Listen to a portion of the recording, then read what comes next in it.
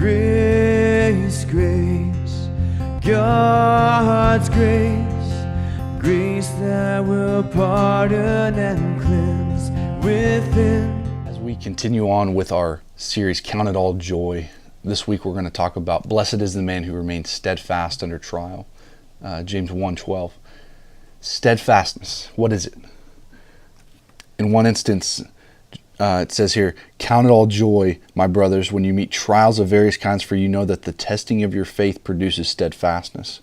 And let steadfastness have its full effect, that you may be perfect and complete and lacking in nothing. Jump down to verse 12.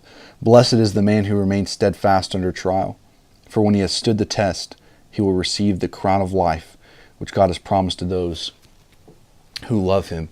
Steadfastness must be pretty important, and I think it's a key element that we understand fully what steadfastness is.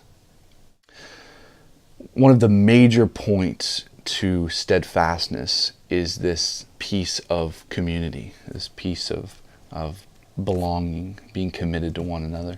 It's something that we really neglect when in suffering and when enduring trials. I don't know how many people I've talked to that when they're going through suffering, when they're going through trials, when they're going through hardship, the first thing they do is they distance themselves from friendship. They distance themselves from the church. They distance themselves from the people who love them. One reason is they feel unworthy. They feel like they can't come to church because of all the things that are going wrong in their lives. Another reason just could be guilt. Another reason just could be that they feel like they can do it better by themselves. Let me encourage you. If you're going through suffering right now, if you're going through a trial, if you're going through a hardship, don't distance yourself from the church body.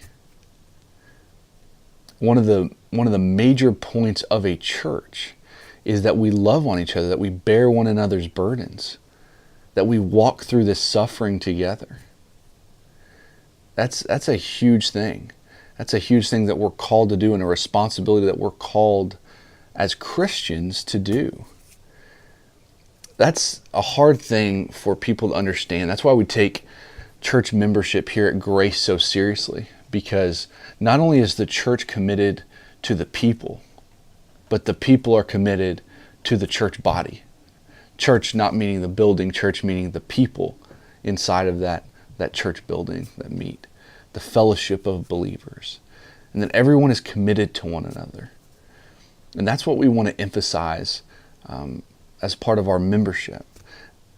During suffering, if you have 1,000 people around you and they all come to the church building, but you have no clue who's committed, who's going to bear your burden with you?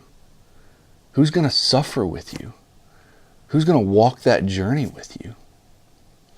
That's what a church is called to do. We're supposed to be so committed to one another that when something's great, we rejoice together. When something's hard, we cry together. That's who we're supposed to be. Sunday morning, we're going to talk about what it means to remain steadfast. I encourage you, if you're a part of a church, maybe you're just kind of on the outskirts of a church, get committed. Find a way to get involved and volunteer and serve that church, and let the people of that church know that you're committed to them. It's important. You'll be amazed to see how God starts to work in your life. Hope to see you Sunday morning at 10 a.m. as we continue Count It All Joy. And always remember to live the life and tell the story.